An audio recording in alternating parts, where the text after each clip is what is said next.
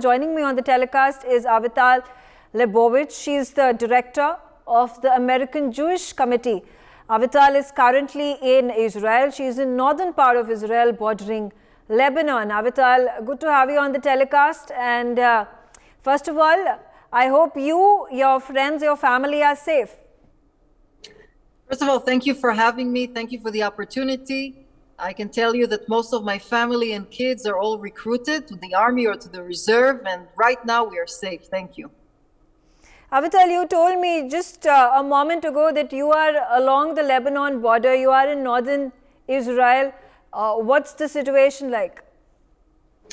I would say that from time to time, Hezbollah, which is an Iranian proxy in Lebanon, is trying to target Israeli communities on a daily basis, I would say, whether it's rocket fire or different kinds of mortar shells or flying with a drone inside the Israeli airspace.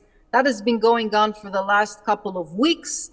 However, the security forces here are quite strong and dominant and are defending the borders here. So I think we are in a good place.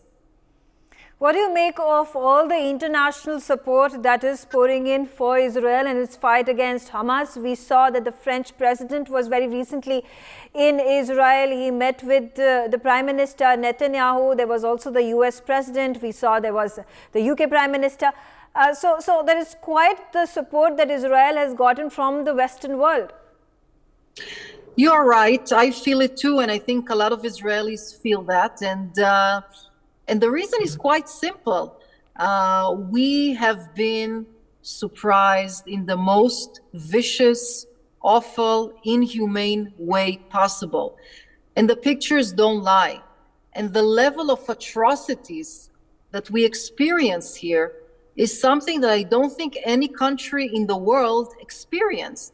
So when world leaders see the pictures and when they come here and visit those communities who were burnt to ashes, and they smell the smell of death, and they hear about the horrific situation of families which were burnt alive or looking for safety in shelters, then they understand what kind of terror organization we are dealing with. And all the notions about let's sit around the table and reach a peace agreement and discuss the future of our nations, that is being pushed aside right now because Israel is really defending its life. Okay. There was the UNSC special session that took place yesterday. Now, there was a statement that was made by the chairperson, Antonio Guterres. He says that there needs to be a humanitarian pause to the onslaught that has been initiated by Israel onto Gaza. Obviously, there was a very strong retort that came from the Israeli permanent representative at the United Nations. He demanded that the chief of the United Nations Security Council step down from his position. In such a situation, what do you make of a number of organizations, bodies, even countries, the likes of Egypt, Jordan, Qatar, even China or Russia coming out and talking about this humanitarian crisis that has been created in Gaza right now? So there is no humanitarian crisis in Gaza in the sense that there is water and there is food in those areas where Israel asked the Gazan people to evacuate themselves. Now, every day, for the last 5 days, there is a convoy of 20 full trailers filled with medicine, medical needs, water, food, everything the people in Gaza need. And this convoy enters Gaza. And this is taking place on a daily basis. So they can come and see this with their own eyes or through the media. But here's the thing. Israel asked numerous times many residents of Gaza City to evacuate to another part of Gaza so they could be safe. The reason for that is that all the Hamas terrorists are actually underground in where the civilians live. So in order to encourage their safety, Israel has asked them to move to another area. In terms of fuel, by the way, I want to be very clear here because there were also statements regarding fuel. Hamas, which is the controlling body of Gaza, currently, today, has 500,000 liters of fuel. And the Israeli Defense Forces actually issued an aerial photo of that as a proof.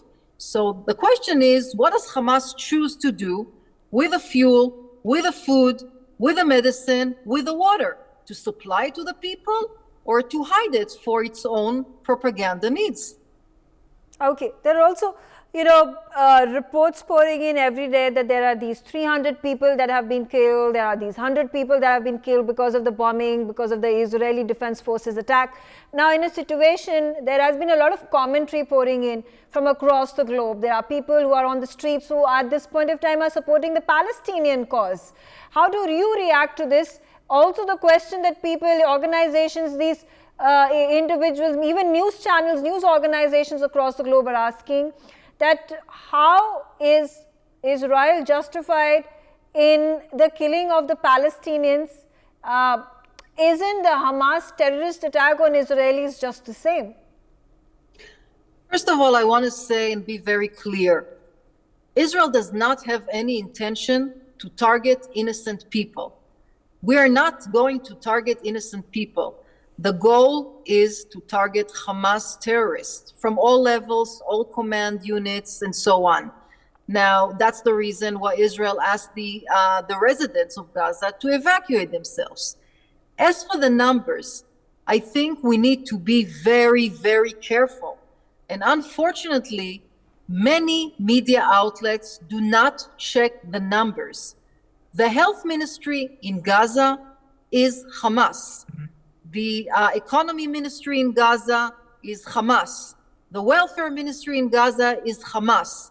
And as we've seen a few days ago with a false propaganda campaign about a hospital which was supposedly attacked by the Israeli Air Force, and it was false completely, we are expected and we are seeing a lot of additional and similar falsehoods and campaigns of psychological warfare.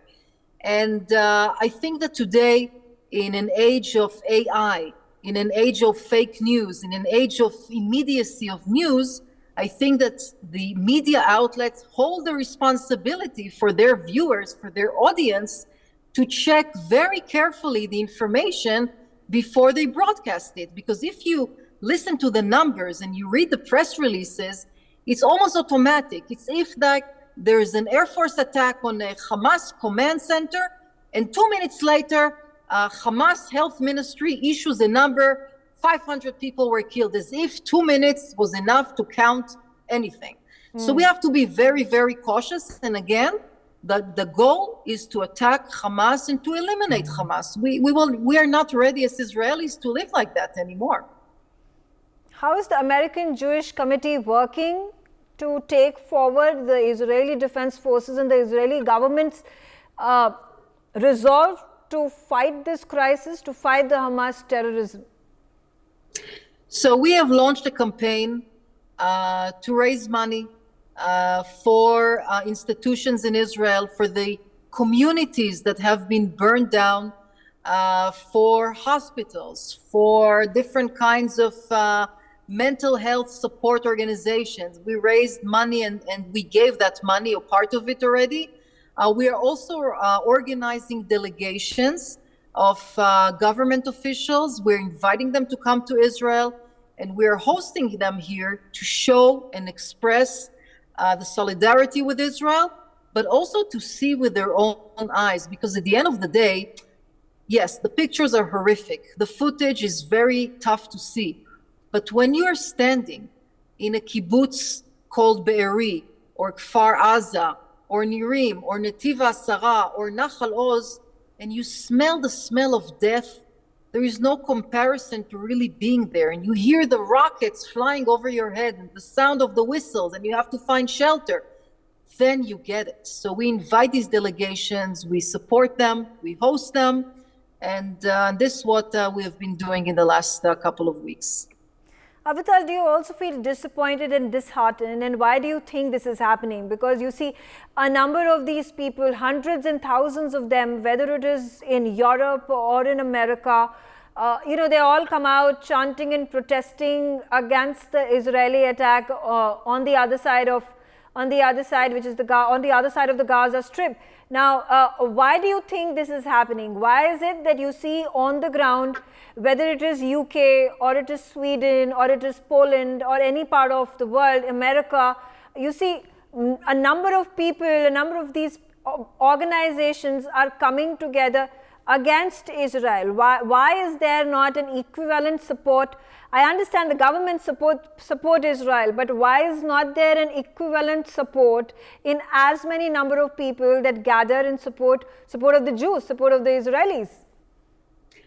I think that ideologies cross borders, and I think that governments around the world should wake up and look at what's happening here in Israel. Unfortunately, it's happening here, but it's in the backyards of many, many countries at the end of the day. First it's Jews, then it's Christians, then it could be Hindus, and so on and so forth. Hamas has a very clear ideology, and they say it loud and open and clear. Israel should not exist on the face of the earth. The Jews are like pigs, like animals, they're not humans. We found upon the bodies of the terrorists, those that the security forces were able to kill, we found upon their bodies notes which say that it's some sort of an appraisal. If you kill Jews, the many more you kill Jews, the better person you are. So this is a very hardcore ideology, but it could meet each and every one in all corners of the world. This is not only an Israeli specific issue. It may be for now, but not in the long run. Avital, also when we talk about the peace process, the negotiation that was initiated, because President Biden had arrived in Israel just a few days ago. He was going to be meeting the neighboring Arab nations. He was going to be meeting with the Egypt king. He was going to be meeting with the Jordanian king and the Palestine Liberation organization's head as well. But that have fallen flat, that have fallen through. This was an incident that triggered it, which was the airstrike, the purported airstrike by the Israeli side on the hospital on the northern side of Gaza Strip. Now, after that, there have been clarifications made, there have been evidences that have been provided by the IDF, but the peace process has been stalled nonetheless. Could there be any ray of hope that negotiations could again be brought to table? I think that we are not in a peace process. Now we have froze the peace process because we're busy in defending the country. This is the biggest priority we have right now. More than 7,000 rockets, by the way, have been fired in the last 3 weeks. I think that's a very, very high number. However, I do believe, and I do have indications to believe that following the war, after the war will be over, then the peace talks will resume with Saudi Arabia, with other Arab countries, because at the end of the day, we have more mutual interests than not mutual interests. And this is for the benefits of our people, whoever they are, in Israel, in Saudi Arabia, in other Arab countries as well. And I do believe that creating a more stable, economically sufficient, strategic operation Middle East will have a vast impact on the entire region at the end of the day. All right. Thank you, Avital Leibovic, for joining us on the telecast and shedding more light on the situation currently in Israel. I wish you all the safety, all the security, and the support that Israel at this point of time needs in its fight against the Hamas terrorists. For more such videos, subscribe to the NewsX YouTube channel, hit the bell icon.